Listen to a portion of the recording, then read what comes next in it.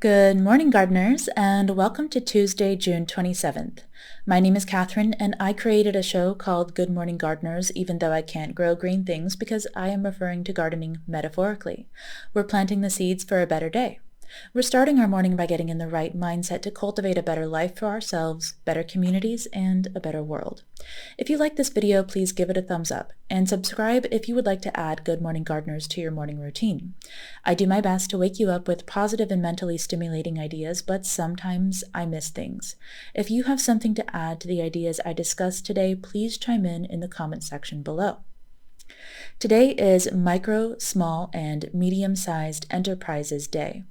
Multiple simultaneous shocks and crises have disturbed the global working environment for entrepreneurs and micro, small, and medium-sized enterprises.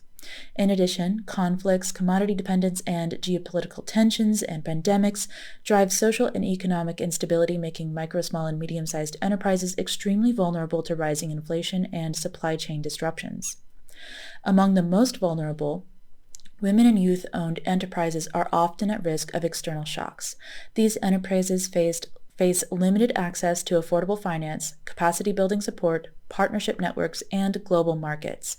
Women and young entrepreneurs need help to overcome the numerous challenges that frequently stifle the growth of their businesses, confining many of them to informality or necessity entrepreneurship. If you would like to support my own small woman-owned business, you can like and share this video, subscribe to my channel, or follow and engage with me on your favorite social media platform. I linked all my socials below. So today, what I am thinking about is the only thing I have been able to think about the last couple days, which is this book, Team Human, by Douglas Rushkoff. The last time I spoke to you guys about this book, I told you it was my new favorite book, and I don't know if it's still my favorite book because the author makes some really, really bold and inflammatory claims, and I'm kind of about, let's see how far I am. That's how far I am. There we go. I don't know if you guys can see that, but I probably have about 20% left to read of the book, and I'm still kind of holding out for the part when he proposes more solutions, because he brings up a lot of problems. And don't get me wrong, it's like really, really fascinating, and I still highly recommend that you all read it. I will link it down below, but it's just kind of a lot, and yeah, anyway, that's all I will say for now about overall the whole book. But another thing that I wanted to share with you that has been blowing my mind about this book is how much the author criticizes technology, digital technology. And I'm online I'm online a lot. I'm a millennial. I've always been online a lot. I create websites and logos digitally, digital art for a living, and I love technology, and I have always kind of been one of these people that believes deep down that technology eventually will save us, but Douglas makes multiple really compelling arguments to say that that's most likely not the case. But I don't want to get too far ahead of myself. I do plan on sharing and addressing all of his critiques of technology with you guys, but today I just want to start with one of Douglas's early arguments, which is essentially based on the premise that technology can either be used to empower individuals or to control large groups of individuals. So Douglas writes, "We were naive to think that digital technology would be intrinsically and inevitably more empowering than any medium that came before it. Yes, digital networks are more directionless and decentralized than their broadcast predecessors. They allow messages to flow from the bottom up or the outside in. But like all media, if they're not consciously seized by the people seeking empowerment, they'll be seized by someone or something else. Whoever controls media controls society. Each new media revolution appears to offer people a new opportunity to wrest that control from an elite few and reestablish the social bonds that media has compromised. But, so far anyway, the people, the masses, have always remained one entire media revolution behind those who would dominate them. For instance, ancient Egypt was organized under the presumption that the pharaoh could directly hear the words of the gods as if he were a god himself. The masses, on the other hand, could not hear the gods at all. They could only believe. With the invention of text, we might have gotten a literate culture, but text was used merely to keep track of possessions and slaves. When writing was finally put in service of religion, only the priests could read the texts and understand the Hebrew or Greek in which they were composed. The masses could hear the scriptures being read aloud, thus gaining the capability of the prior era to hear the words of God. But the priests won the elite capability of literacy. When the printing press emerged in the Renaissance, the people gained the ability to read, but only the king and his chosen allies had the power to produce texts.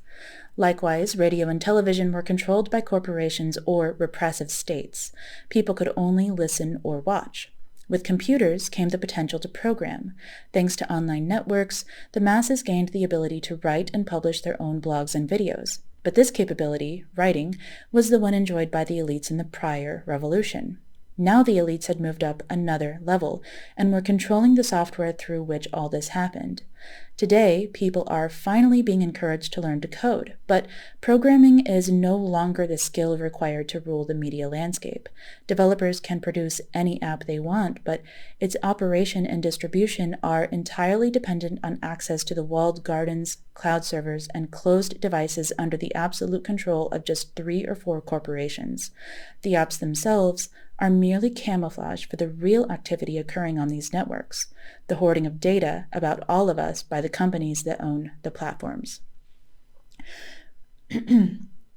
With digital technology, we too quickly let go of the social and intellectual empowerment offered by these new tools, leaving them to become additional profit centers for the already powerful. For example, the early internet enabled new conversations between people who might never have connected in real life. The networks compressed distance between physicists in California, hackers in Holland, philosophers in Eastern Europe, animators in Japan, and this writer in New York. These early discussion platforms also leveraged the fact that, unlike the TV or telephone, internet messaging didn't happen in real time. Users would download net discussions, read them on their own time, offline, and compose a response after an evening of thought and editing. When they would log back into the net, they would upload the contribution and wait to see what the others thought. As a result, the internet became a place where people sounded and acted smarter than they do in real life. Imagine that. A virtual space where people brought their best selves, and where the high quality of the conversation was so valued that communities governed these spaces the way a farmers' cooperative protects a common water supply. To gain access to the early internet, users had to digitally sign an agreement not to engage in any commercial activity. Advertising was expressly forbidden. Even the corporate search and social platforms that later came to monopolize the net originally vowed never to allow advertising because it would taint the humanistic cultures they were creating. Over time, enthusiasm for the intellectual purity of the net was overtaken by the need to appeal to investors. Business magazines announced that the internet could save the dying stock market by creating more room for the economy to grow, even if that additional real estate was virtual. A search engine designed to promote academic thought became the world's biggest advertising agency, and a social media platform designed to help people connect became the world's biggest data collector. Enthusiasts still associated the net with education and political power. They pushed for technology in schools and laptops in Africa, even though the digital society's essential values had been left behind in the era of dial-up modems. The primary purpose of the internet had changed from supporting a knowledge economy to growing an attention economy. Instead of helping us leverage our time to our intellectual advantage, the internet was converted to an always-on medium, configured to the advantage of those who wanted to market to us or track our activities. Going online went from an act of choice to a constant state of being. the net was strapped to our bodies in the form of smartphones and wearables that can ping or vibrate us to attention with notifications and updates, headlines and sports scores, social media messages, and random comments. We have ended up living in a state of perpetual interruption that used to be endured only by 911 emergency operators or air traffic controllers. Only we do it 24/7, and we pay for the privilege. The resulting disorientation is self-reinforcing. The more we are interrupted, the more distracted we become, and the less we avail ourselves of the real-world markers we use to ground ourselves. We become more easily manipulated and directed by the many technologies whose very purpose it is to disorient us and control our behavior. So, I know that these are some very bold claims that Douglas Rushkoff is making here. And as a rule, I try to avoid taking any perspective that is too focused on any one factor, and this perspective seems to be very focused on power to me. But I have to admit that his argument is very compelling, and I definitely agree with what he writes about how distracted most people are today. After reading this section, I immediately thought of Deep Work by Cal Newport. So I'm going to start today's feel-good moment with some words from Cal Newport that explain why we don't necessarily need to quit social media or even to feel pressured to fill every hour of our day with deep work. Because I know that the section that I read from Douglas Rushkoff's Team Human was very inflammatory and could compel somebody to maybe, inspire them to quit social media or even feel pressured to devote all of their time to deep work. But,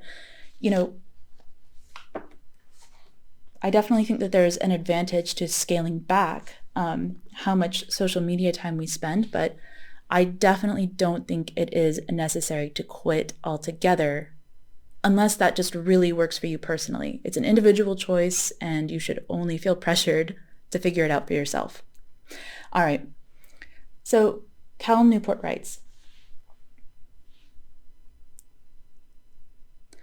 "The value of deep work vastly outweighs the value of shallow, but this doesn't mean that you must quixotically pursue a schedule in which all of your time is invested in depth. For one thing, a non-trivial amount of shallow work is needed to maintain most knowledge work jobs. You might be able to avoid checking your email every 10 minutes, but you won't likely last long if you never respond to any important messages. In this sense, we should see the goal of this rule as taming shallow work's footprint in your schedule, not necessarily eliminating it. Then there's the issue of cognitive capacity. Deep work is exhausting because it pushes you toward the limit of your abilities.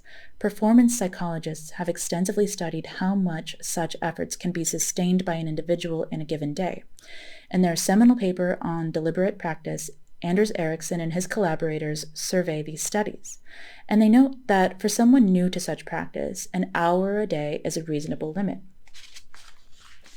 For those familiar with the rigors of such activities, the limit expands to something like 4 hours, but rarely more. The implication is that once you've hit your deep work limit in a given day, you'll experience diminishing rewards if you try to cram in more. Shallow work, therefore, doesn't become dangerous until after you add enough to begin to crowd out your bounded deep efforts for the day. At first, this caveat might seem optimistic. The typical workday is 8 hours. The most adept thinker cannot spend more than 4 hours in a state of true depth. It follows that you can safely spend half the day wallowing in the shallows without adverse effect. The danger missed by this analysis is how easily this amount of time can be consumed. So after this, Cal gives multiple examples of the studies that demonstrate how bad people are at estimating how much time they spend on certain activities. People who thought they watched 15 hours of TV in a week actually watched 28 hours. People who thought they worked 64 hours per week actually worked 44 hours. Cal writes that it's difficult to prevent the trivial from creeping into every corner of your schedule if you don't face, without flinching, your current balance between deep and shallow work. Here is what he suggests to compensate for this tendency.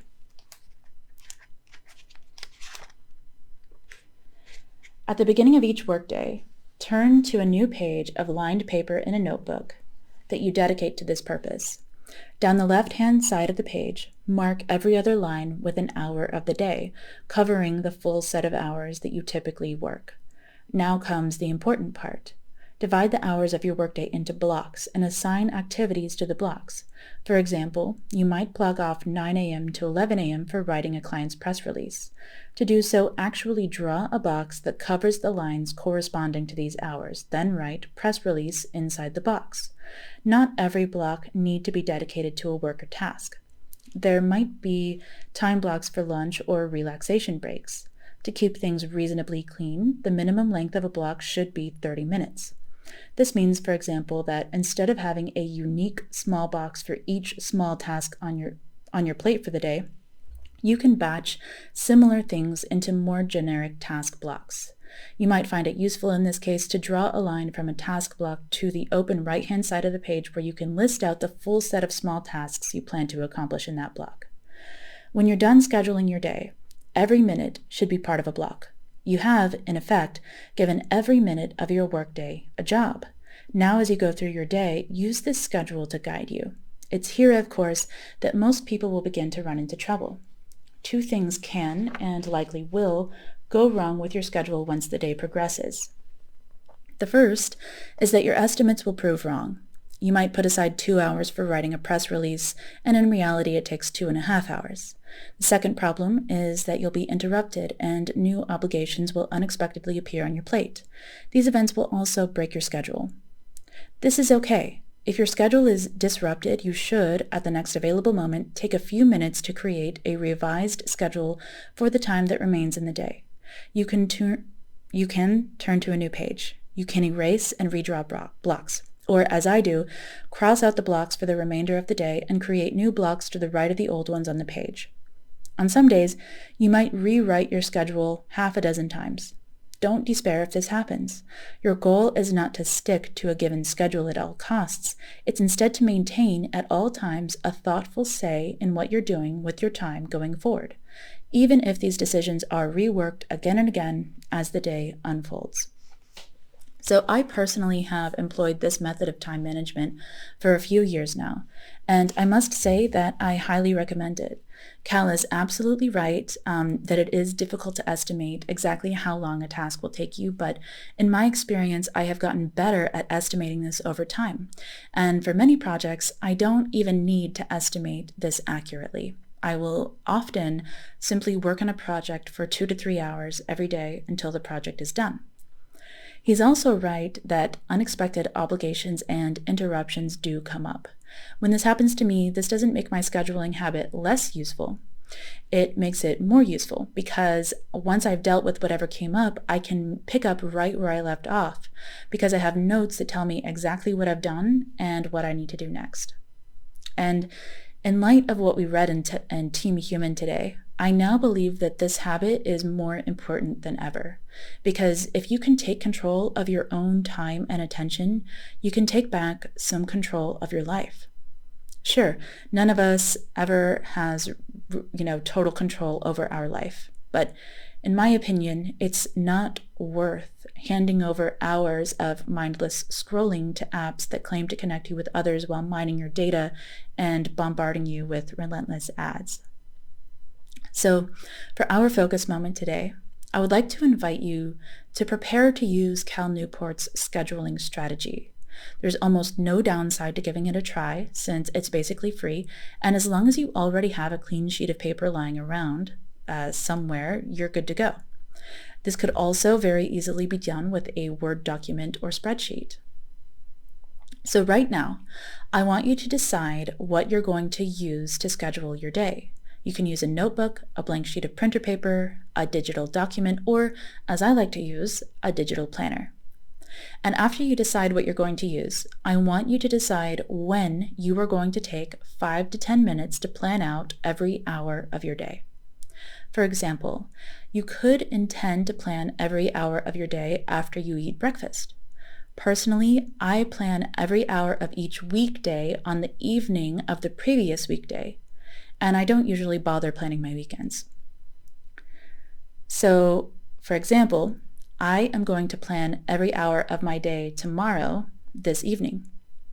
I have this habit very well established, so I don't need any sort of reminder, but if you are not already in this habit, your final focus moment task is to set a reminder for yourself on your phone, other device, or write down on a sticky note that you are going to plan your day at a certain time. Or, if it works for you, you could simply sit down right now and plan out every hour of today, and then do so every other time you watch Good Morning Gardeners. I hope you find this helpful, and I hope you have a wonderful day. I will speak with you again tomorrow.